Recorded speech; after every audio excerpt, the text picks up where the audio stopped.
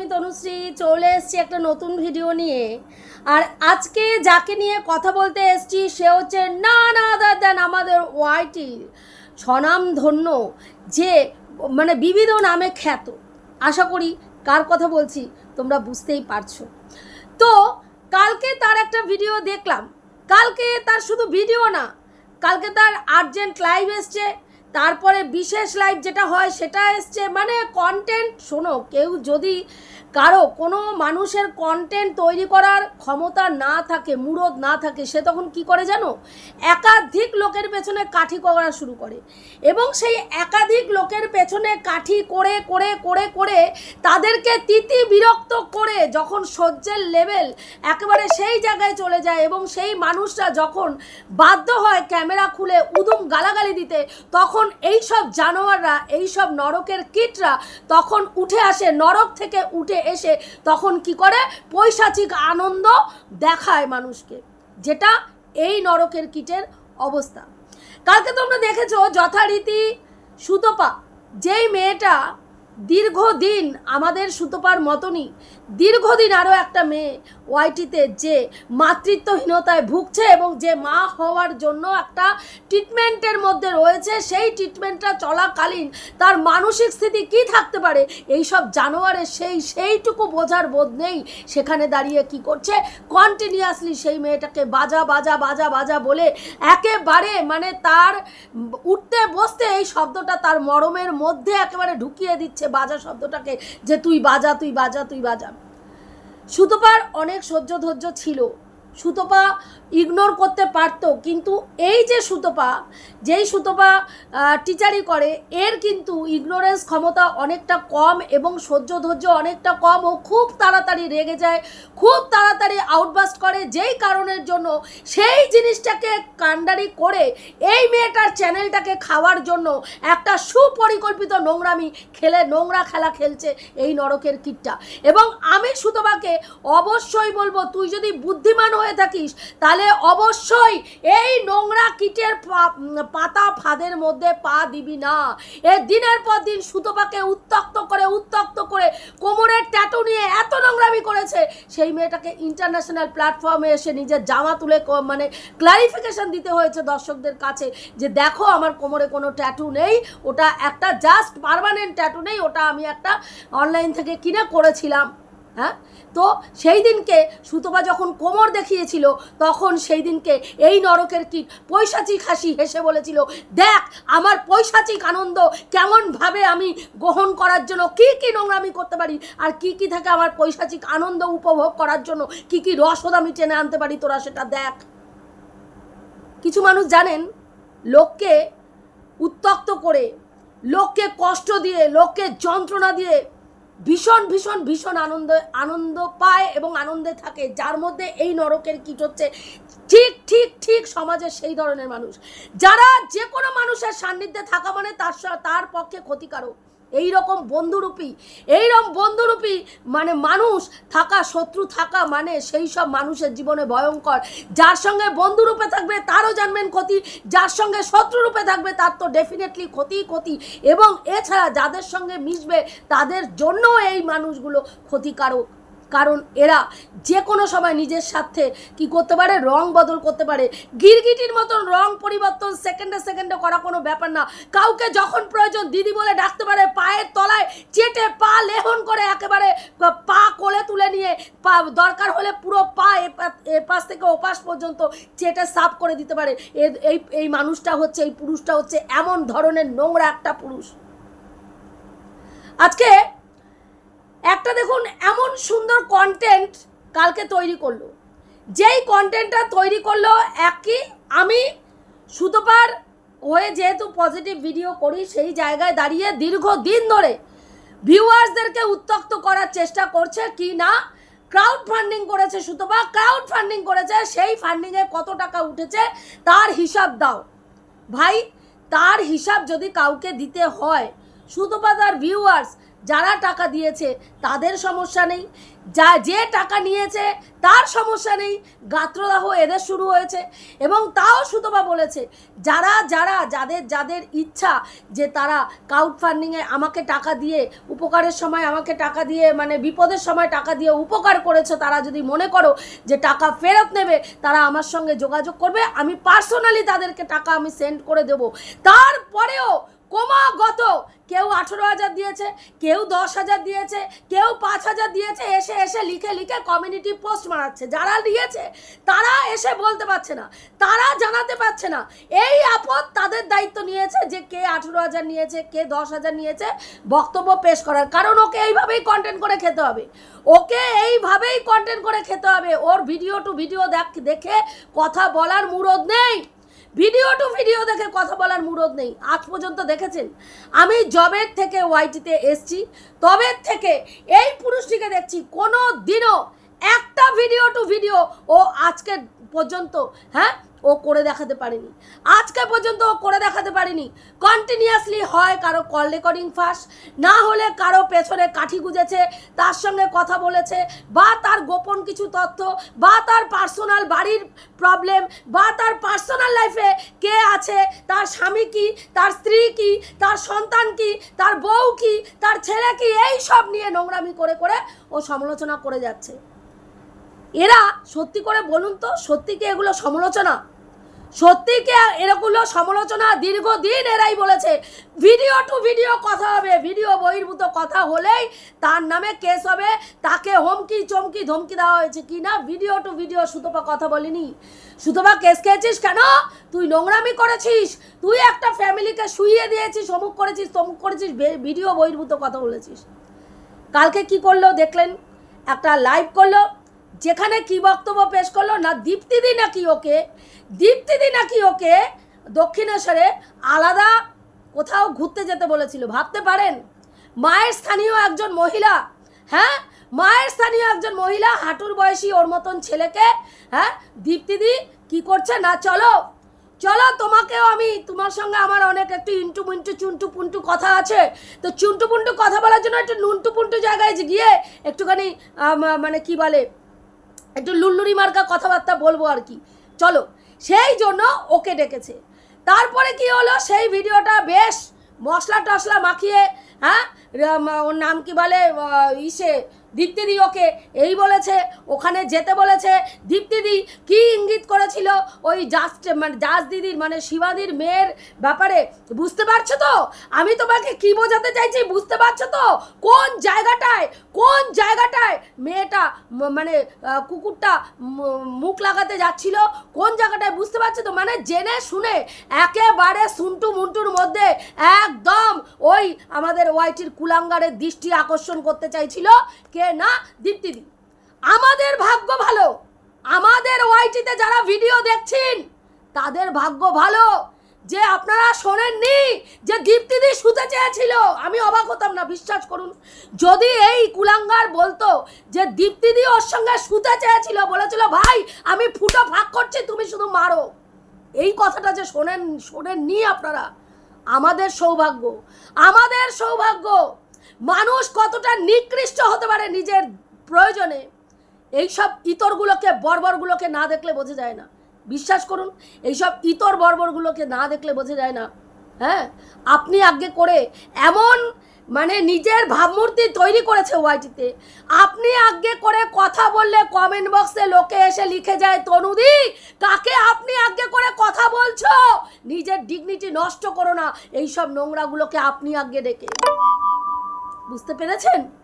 বুঝতে পেরেছেন এত দিন ধরে ওয়াইটি জগতে এসে কি ছিঁড়েছে আর কি আটি পাকিয়েছে।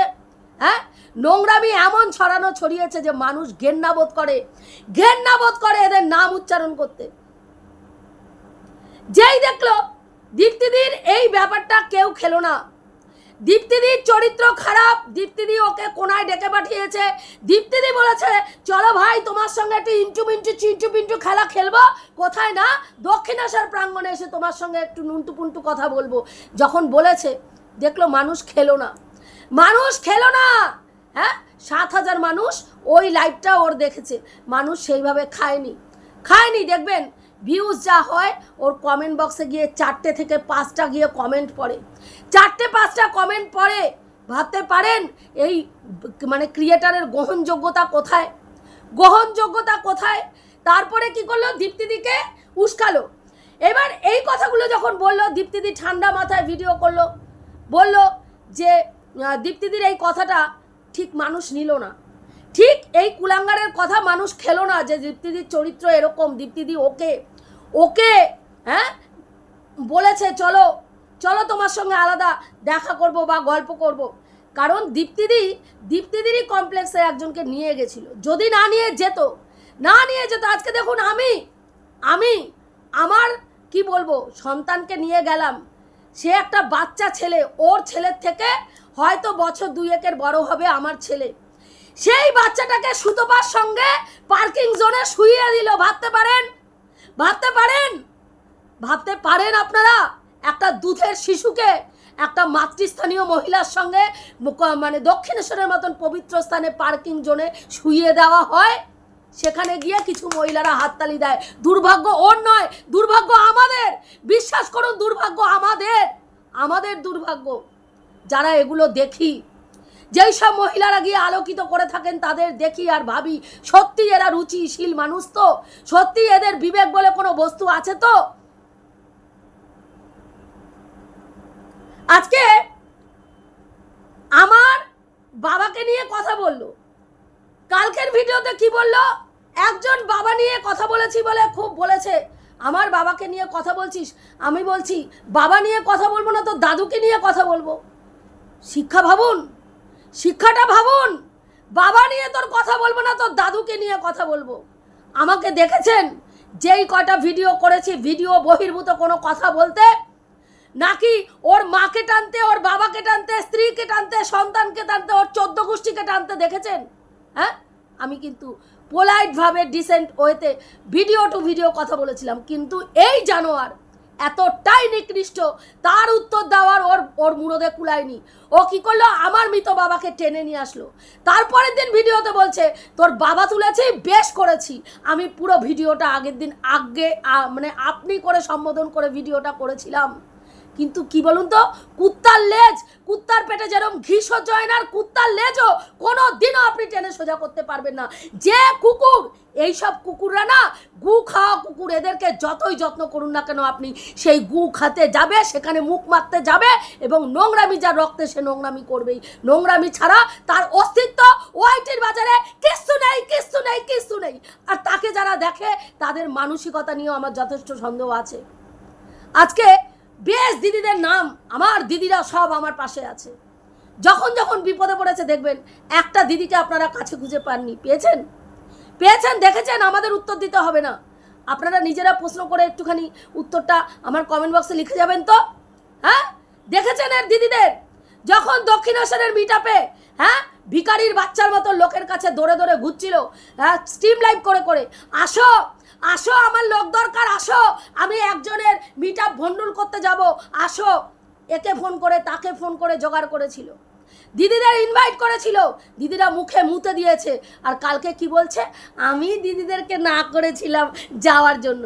কি করে বলবে বলুন তো, কি করে বলবে যে দিদিরা জুতোর বাড়ি মেরে দিয়ে সব অজুহাত দেখিয়ে মানে সাইড কেটে গেছে? কেউ বলেছে শরীর খারাপ, কেউ বলেছে বাচ্চার পরীক্ষা, কেউ বলেছে আমি ব্যস্ত ছিলাম, কেউ বলেছে বাড়ি ছিলাম না, কেউ বলেছে আমি দূরে থাকি, বলে সব সাইড কেটে গেছে। আর এই ইতরটাকে দাঁড় করিয়ে রেখে গেছে। আর ইতরটা কি করেছে, যারা নতুন ক্রিয়েটার তাদেরকে নিয়ে ও ওখানে গেছে এবং সেখানে গিয়ে কি নোংরামি করেছে সেটা আপনারা সবাই জানেন।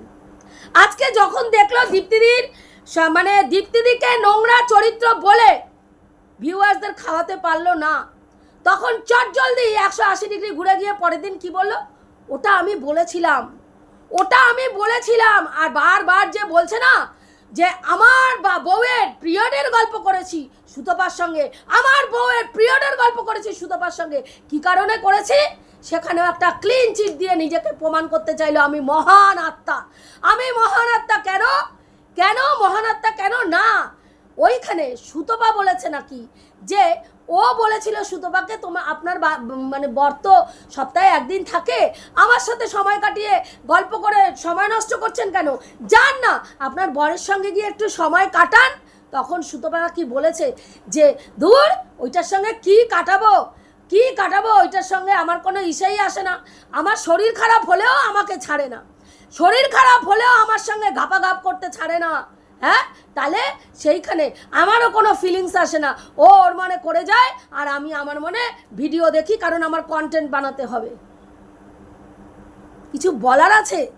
আর সেই গল্প গিয়ে কিছু মানুষ তাড়িয়ে তাড়িয়ে উপভোগ করে, আমি শুধু ভাবি সুতপার কথা, যে সুতপার কোন মাথায় মানে কোন ভীমরতিতে চেপেছে যে এই রকম একটা মানুষকে বিশ্বাস করে সুতপা নিজের মনের কথা এইভাবে বলেছে।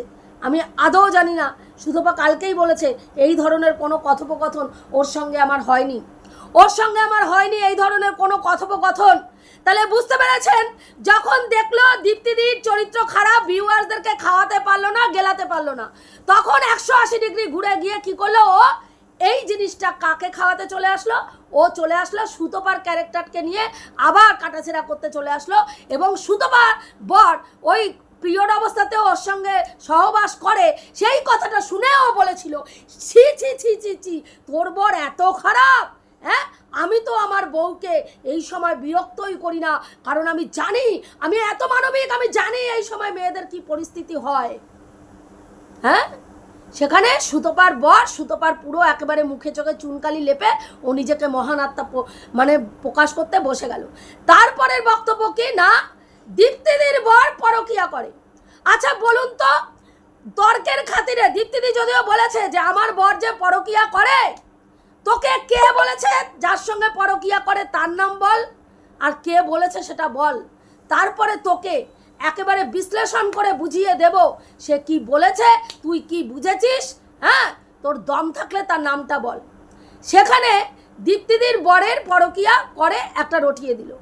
আচ্ছা বলুন তো, দীপ্তিদির বর যদি পরকিয়া করে থাকে, তার জন্য সেখানে দীপ্তিদি অ্যাজ এ সমালোচক হিসাবে তার সেখানে কি ভূমিকা, তার ওয়াইটির সমালোচনার জগতের সঙ্গে তার স্বামী পরকিয়া করে তার কি মানে ভূমিকা আছে? কোনো লিঙ্ক আছে?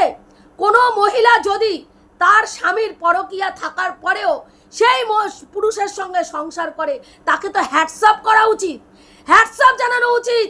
হ্যাঁ, বর্তমানে স্বামীরা দুশ্চরিত্র না হওয়া সত্ত্বেও মেয়েরা বাড়ির থেকে বেরিয়ে গিয়ে পরপুরুষের হাত ধরে নোংরামি, ভণ্ডামি, ইত্রামি, ছোটলোকামি করে যায়। ঘরের ভেতরে স্বামী রেখে অন্য পুরুষের সঙ্গে, বাড়িরই ফ্যামিলি মেম্বারদের সঙ্গে নোংরামি করে কারো কোলে উঠে বসে, হ্যাঁ, নোংরামির পর নোংরামি করে যায়। সেখানে যদি কোনো মহিলা তার স্বামী পরকিয়া থাকা মানে পরেও সেই স্বামীর সংসার করে, সেই মহিলাকে তো হ্যাটসঅ্যাপ করা উচিত, তাকে আরো সম্মানিত করা উচিত। সেখানে দাঁড়িয়ে ওর কি করলো, মানে দীপ্তিদিকে ছোট করতে গিয়ে দীপ্তিদিকে উপরে তুলে দিল যে দীপ্তিদির হাজবেন্ড পরকিয়া করে।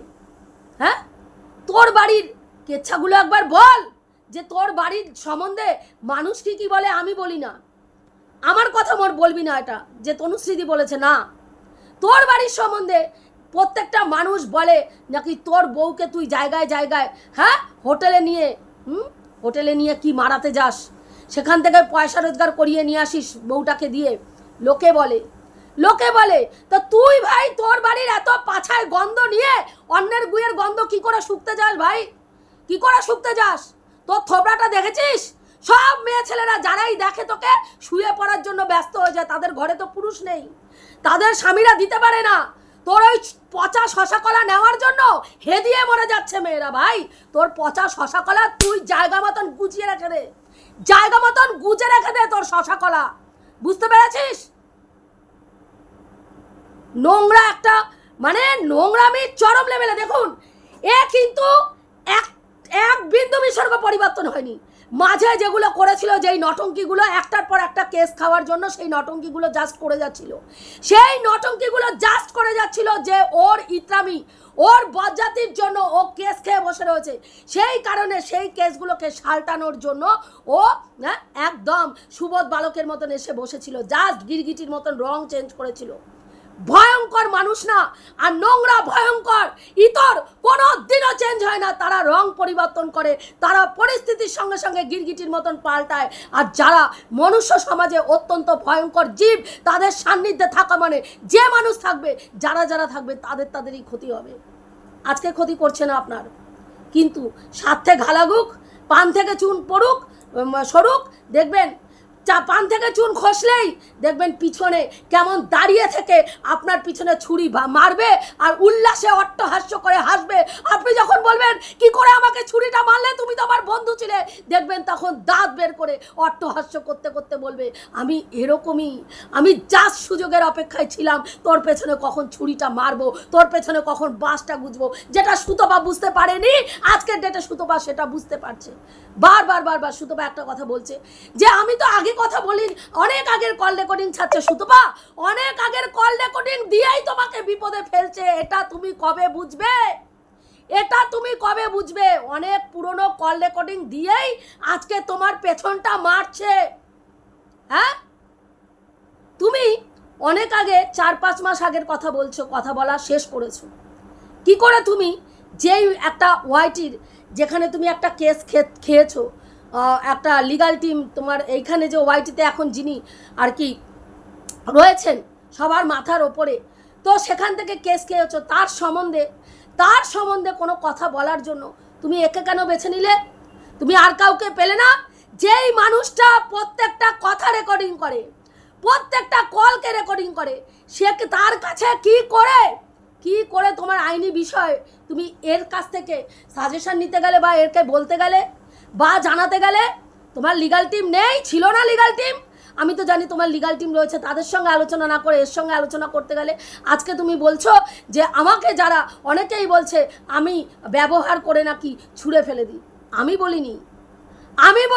আমার ভিডিও ভালো করে দেখবে, আমি কখনো বলতে পারি না কোনো মানুষ সম্বন্ধেই আমি এরকম ধরনের কথাবার্তা বলি না যে আমাকে ব্যবহার করে ছুঁড়ে ফেলে দিয়েছে, বলি না। আমি কোনো ভিডিওতে বলিও নি। আমাকে যারা দেখো তারা কাইন্ডলি আমাকে একটু জানিও তো। তোমার কমেন্ট বক্সেও আমি দেখলাম আমার ভালোবাসার ভিউয়ার্স লিখে এসছে তনুশ্রীদি এই কথা বলেনি, কারণ আমি এই ধরনের মানে এরকম ঠুনকো সম্পর্ক আমি কারোর সঙ্গে করিই না। আজকে তোমার সঙ্গে আমার কিছু কিছু জায়গায় মত পার্থক্য হয়েছে, তার মানে এটা নয় তোমাকে ছুঁড়ে আমি ফেলে দিয়েছি না। আজকেও তোমার বিপদ হলে আমি তোমার পাশে সেই রকম ভাবেই ঢালের মতন দাঁড়াবো। তোমার ভুলগুলোকে দেখানো তোমার ওয়েল উইশার হিসাবে দরকার ছিল, সেই জন্যই নিরপেক্ষতা মেনটেন করে আমি তোমার যেই জায়গায় ভুলগুলো হয়েছে সেগুলো আঙুল দিয়ে দেখিয়েছি তো, যে সুতপা তোমার এই জায়গায় ভুল হচ্ছে, আর যেই ভুলগুলোর জন্য বার তুমি ক্ষতিগ্রস্ত হচ্ছ, সেগুলো তুমি সময় থাকতে বোঝো। আর যদি সময় থাকতে না বোঝো, তোমার মানে বিপদ, এই বিপদ থেকে তোমাকে কেউ তুলতে পারবে না। সেটাই তোমাকে বারবার বোঝানোর চেষ্টা করা হয়েছে। এই আমাদের ওয়াইটির যে নরকের কিট দেখেছেন, মিঠুদের সঙ্গে সুতপার একটা মানে মনোমালিন্য তৈরি করার একটা সুন্দর পরিকল্পনা তৈরি করে দিয়েছিল যে মিঠুদিকে সুতপার পাশ থেকে সরিয়ে দিতে হবে, কারণ সুতপা বিপদে আপদে তার পোষ্যটাকে মিঠুদির বাড়িতে রেখে যায়। যদি মিঠুদির সঙ্গে সম্পর্কটা নষ্ট হয়ে যায়, তাহলে ওইদিকে ফারিয়ার বাড়িতে এখন সুতপা বাচ্চাটাকে রেখে যেতে পারবে না। আর মিঠুদির সঙ্গে যদি সম্পর্ক নষ্ট হয়ে যায়, তাহলে শেরুকে নিয়ে অথই জলে নাস্তানাবুদ হবে, কোথাও সুতপা বেরোতে পারবে না। সেই জন্য কি করেছে, যাতে মিঠুদি সরে যায়। ওরে মিঠুদিকে তেল দেওয়া রে, আপনি আপনার যোগ্যতায় আপনার চ্যানেল বড় করুন, আপনি একদম পা চাটতে যাবেন না, আপনার সম্মান আছে, আপনি গরিব হতে পারেন, আপনার এই হতে পারে, অমুক হতে পারে। আর কালকে যখন একদম মিঠুদি সাপ জুতোর বাড়ি একদম সুতপার সঙ্গে বসে মুখের মধ্যে সাপ মেরেছে জুতোর বাড়িটা, তখন বলছে বাবা আপনিও এইরকম হয়ে গেলেন, চলে গেলেন। তারপরে একটা কমিউনিটি পোস্ট বড় চোতা লিখে ছেড়ে দিয়েছে মিঠুদির নামে। তাহলে বুঝতে পেরেছেন এরা কখন মানুষকে ভালো বলে আর কখন খারাপ বলে। যখন মানুষকে ব্যবহার করতে পারে তখন ভালো, আর যখন মানুষকে ব্যবহার করতে পারে না তখনই সে হয়ে যায় কালো, সে হয়ে যায় খারাপ। তা যে মানুষ সেকেন্ডে মিথ্যা কথা বলে কন্টেন্ট তৈরি করে, তার কথার কোনো ভরসা আছে? তার কথার কোনো কোনো কোনো যোগ্যতা মানে গ্রহণযোগ্যতা আছে বলুন তো? আছে গ্রহণযোগ্যতা? যদি গ্রহণযোগ্যতা থাকতো তাহলে কমেন্ট বক্সে গিয়ে দেখতেন অন্তত 20-25টা কমেন্ট এত বড় একটা চ্যানেলে পড়তো। সেখানে গিয়ে হাতে গোনা কিছু ক্রিয়েটার গিয়ে, হ্যাঁ, যারা মানে কি বলবো, ক্রিয়েটার মানে কিছু বলার নেই, হ্যাঁ, তারা গিয়ে ওখানে কমেন্ট করে, যাদের নিজস্ব সত্তা বলে কিচ্ছু নেই। আজকে সুতোবার পাশ থেকে মিঠুদিকে সরানোর জন্য অনেক চেষ্টা করলো, কিন্তু সেই জায়গায় ব্যর্থ হলো। দীপ্তিদির বরের পরকীয়া বলে দীপ্তিদিকে মানে কি বলবো, একেবারে নিচে নামানোর জন্য দীপ্তিদির মুখে চুনকালি, ভাইয়ের ঘরের বর পরকীয়া করে, হ্যাঁ, ওই ফ্রাস্ট্রেশন, তাই জন্য ও এসে এখানে এইরকম ভিডিও করে, এইসব প্রমাণ করার ধান্দাবাজি করলো। কালকে আবার দেখলাম ভিডিওর মধ্যে কাকে তুলে নিয়ে আসলো, কাকে আবার থ্রেট দেওয়া শুরু করলো লাইভের মধ্যে। বেশি কথা বলবি না, তোর সম্বন্ধে সব কিছু আমি জেনে গেছি। ওই তুই কোথায় পার্লারে কাজ করিস?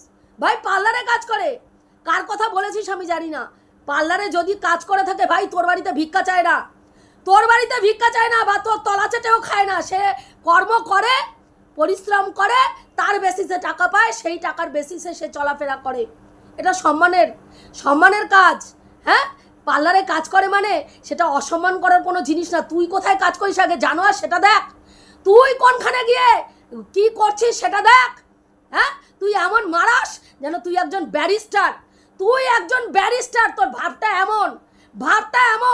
হ্যাঁ ভাই, তাও যদি মানতাম যে চশমার দোকানটা নিজের হতো, তাহলে না বুঝতাম যার চশমার দোকানের একটা কর্মচারী, তারও এই অবস্থা। তাহলে ভাবুন কি পরিস্থিতি। হ্যাঁ, আর এই যদি গেজেটেড র্যাঙ্কে চাকরি করতো, WBCS অফিসার হতো, বা ইঞ্জিনিয়ার হতো, বা ডাক্তার হতো, মাটিতে পা দিয়ে চলতো না ভাই, লোককে পাড়িয়ে শেষ করে চলতো। বুঝতে পেরেছেন? ওই জন্যই ভগবান বুঝেই, হ্যাঁ, ধন দেখে মন দেখে ধন দেয় না কি, ধন দেখে মানে মন দেখে ধন দেয়, এরকম একটা কথা আছে না, বুঝেই ওকে দিয়েছে। না হলে ও সমাজের জন্য আরও ক্ষতিকারক, আরও ভয়ঙ্কর হয়ে যেত। সেই কারণের জন্য ওইটুকু দিয়ে ওকে দিয়ে রেখেছে। বুঝতে পেরেছেন? তো যাই হোক, এইটুকুই বলার ছিল বন্ধুরা। আমি যে কথাগুলো বললাম ঠিক বললাম না ভুল বললাম অতি অবশ্যই কমেন্ট করে জানিও। রাখছি, দেখা হবে নেক্সট ভিডিওতে। প্রত্যেকে ভালো থেকো, তনুশ্রীদির পাশে থেকো।